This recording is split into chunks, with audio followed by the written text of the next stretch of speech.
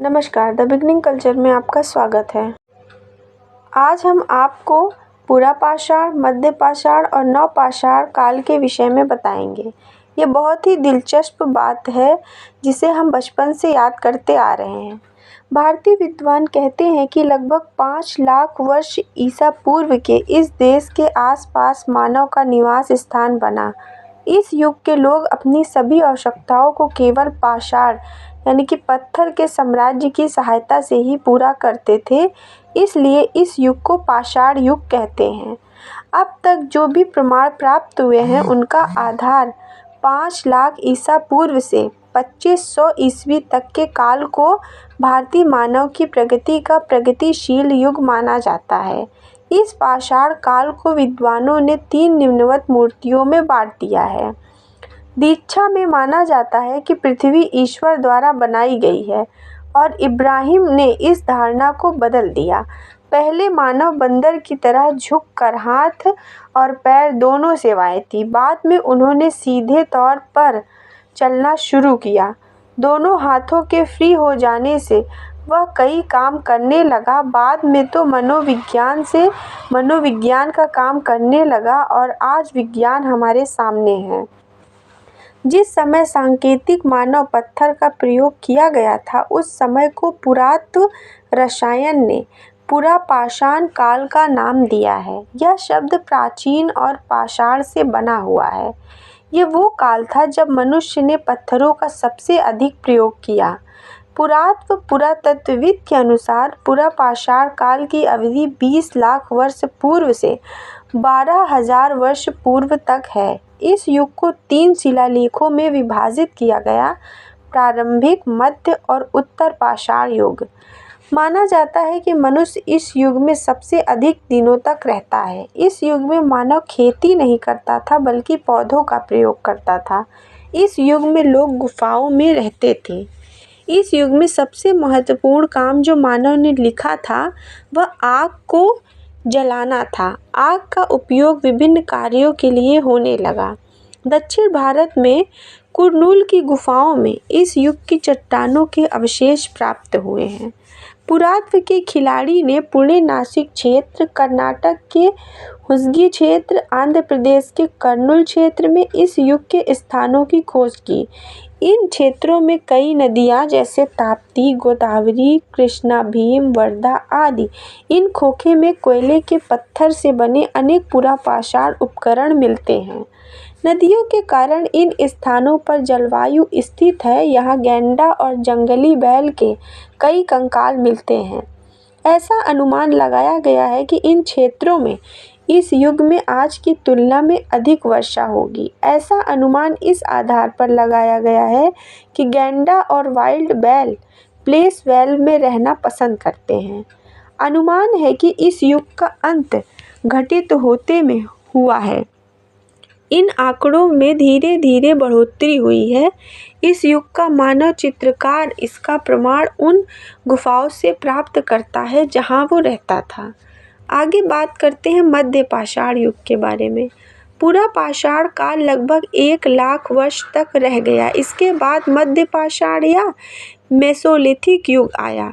युगों में कई परिवर्तन हुए, विविधता में बदलाव आया, तापमान में भी वृद्धि हुई, साथ साथ जानवरों और वनस्पतियों में भी बदलाव आए।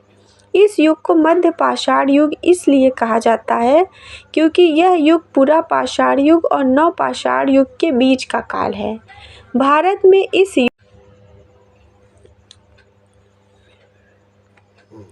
की शुरुआत 8000 ईसा पूर्व से माना जाता है। यह काल लगभग 4000 ईसा पूर्व जैसे पास उच्च पुरापाषाण युग का अंत हो गया और जलवायु उष्ण को और शुष्क हो गई। परिणाम स्वरूप बहुत से सारे जीव जंतु दक्षिण या पूर्व की ओर यात्रा कर रहे होंगे, जहां कम से कम सारे रिचार्ज के कारण और सारे जीव जंतु बनी रह सकते। वनस्पतियों और जीव जंतुओं के साथ साथ प्लास्टिक में भी परिवर्तन हुआ और मानव के लिए नए क्षेत्रों की ओर आगे की संभावना हुई। इस युग में तापमान में बदलाव आया। गर्मी के कारण जौ, गेहूं, धान जैसी फसलें उगने की समस्या हो गई। इस समय के लोग भी गुफाओं में रहते थे। पुरातत्व के देवता मेसोलिथिक युग के कई स्थानों में मिले। पश्चिम मध्य भारत और मैसूर में इस युग की कई गुफाएं मिली। मध्य पाषाण युग में लोग मुख्य रूप से पशुपालक थे। सांचे ने इन स्टूडियो को चारा खिलाकर बनाया। इस प्रकार पशु मध्य पाषाण काल में मनुष्य पालक बना। इस युग में मनुष्य खेती के साथ साथ मछली पकड़ना, शहद जमा करना, शिकार करना आदि कार्य करते थे। आगे बात करते हैं नवपाषाण काल के बारे में। मध्य पाषाण काल के बाद नवपाषाण युग में मनुष्य के जीवन में बहुत अधिक परिवर्तन आया। इस युग में वह भोजन उत्पादक बन गया, अर्थात उसे कृषि पद्धति का अच्छा ज्ञान प्राप्त हुआ। यह पाषाण युग की तीसरी और अंतिम कड़ी है। भारत में 4000 ईसा पूर्व से यह शुरू हुआ और संभावना 2500 ईसा पूर्व तक रहा। इस युग में मनुष्य का मस्तिष्क अधिक विकसित हो गया था। उन्होंने अपने अल्प विकसित विकास, अनुभव, परंपरा और स्मृति का लाभ उठाते हुए अपने पूर्व काल के उपकरणों और उपयोगिता में काफ़ी सुधार किया। दक्षिण भारत और पूर्व भारत में अनेकों स्थानों पर इस संस्कृति के प्रतीक प्राप्त हुए हैं। दक्षिण भारत में गोदावरी नदी के दक्षिण में ये प्रतीक मिलते हैं। इस युग में भारतीय मानव ने नदी तट के घाटों पर प्राचीन काल की बस्तियों की स्थापना की। पूर्वी भारत में गंगा, सोन, गंडक और घाघरा नदियों के डेल्टाओं में मानव रहता था। उसे पता चला कि बीज से वनस्पति बनी है, उसने बीज बोने लगा।